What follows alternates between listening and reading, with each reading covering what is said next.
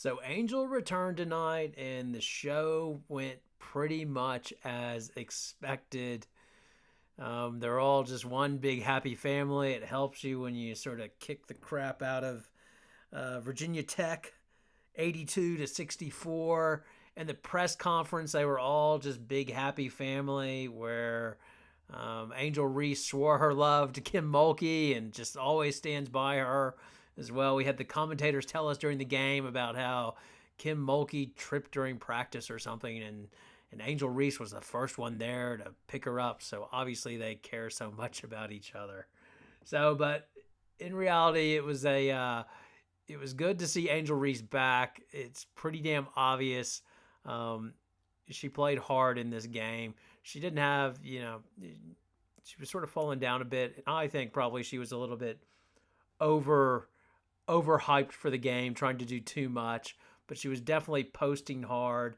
At one point, like just the first foul, I think she got on Kitley, where she just sort of threw a shoulder to her back. It's just like you need to settle down a bit. Got in some early foul trouble, but overall, a good return game for her and a good return game for LSU. I've rewatched the game a couple of times, and just a few things that stood out to me. First, one was that yes, Reese has returned, and obviously she was posting harder, like I said.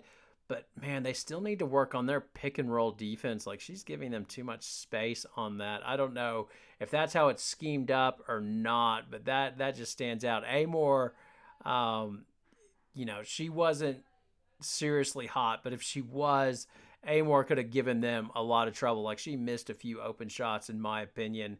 And I'm curious.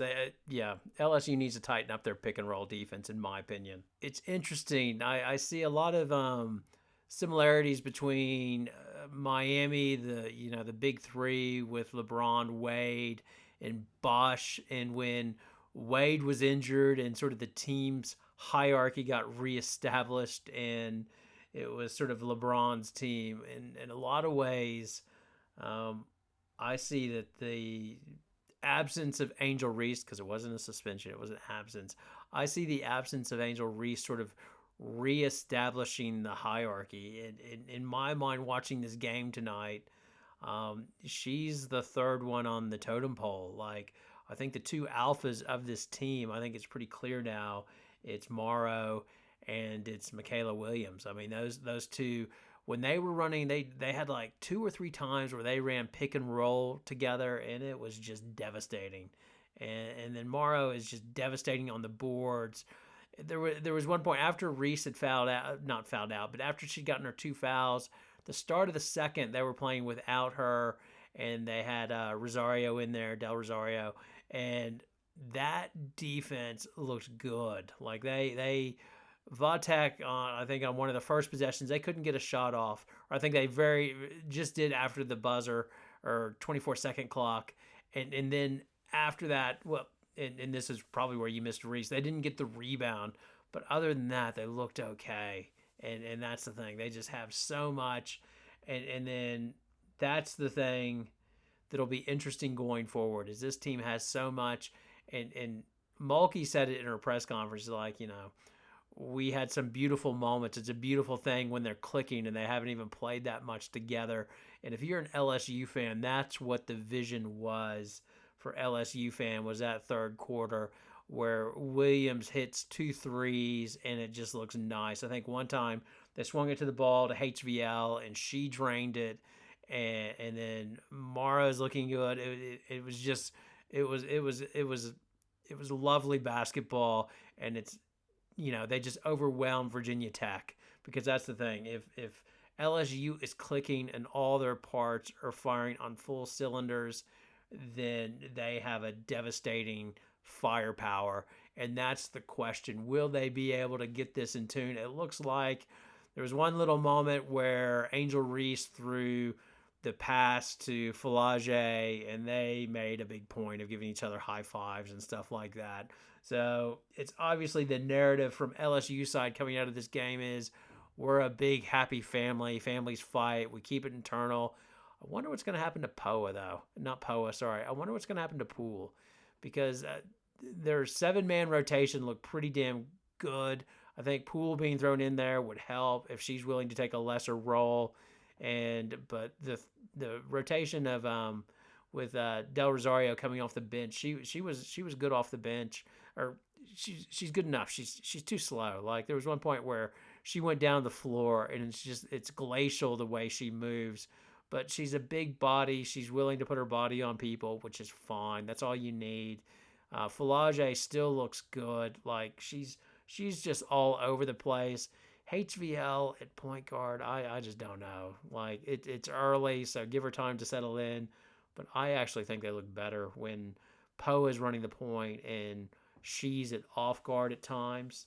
Uh, and Mulkey said that in another interview. I heard her saying that at times HVL is going to be their off guard, and as well.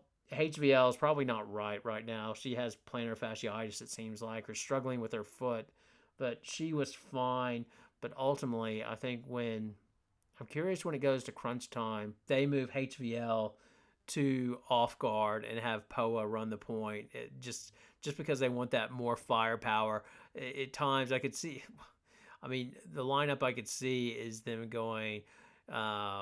A little bit with Falage at the small forward, and then maybe Williams at forward as well, and Morrow just going super small. I think that would be an interesting lineup at times, but overall, they can mix and match and do whatever the hell they want to do because they have so much. The game before that as well, South Carolina got a good victory over North Carolina, and yeah, this will be interesting, and it really sets up for a nice matchup when South Carolina and LSU play. South Carolina fan will be like, "Hey, we're taking all comers, including we'll play Duke next week, and that's how good we are."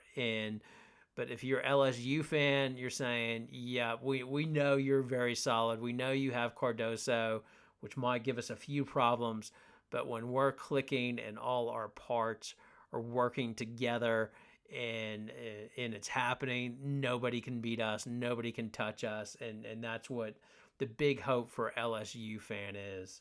I think one thing's clear with tonight that Fu Wiley's sort of fallen off in terms of freshman of the year. I think it's starting to look like it's going to be a 3-player race between Juju, Williams, and obviously Hidalgo at Notre Dame. I'm yeah, Williams, Hidalgo. I haven't seen enough of Juju at this stage, but I saw her in Ohio State. She looked good. She looks really good in transition. But Williams she's a beast. But then again, Hidalgo is just so cool running Notre Dame, and with their injuries, she has really just taken over and is carrying that team. Carried them to a gutsy win the other night over Tennessee. Now, I don't know, South Carolina fan, you tell me, why was Fuwiley just limited to 3 minutes? Like, was it just is she in the doghouse, or is it just coach's decision? And Raven was just, well, what did Raven get? Raven got 37 minutes, and she just needed to go with her more experienced players. I'm not sure. You probably know more than me. Curious to see what y'all's thoughts on that are. But otherwise, yeah, it was a very, very good night for LSU. Sort of gave everybody a little bit of a taste of their firepower. Everybody played nice on LSU, saying the right things after the game.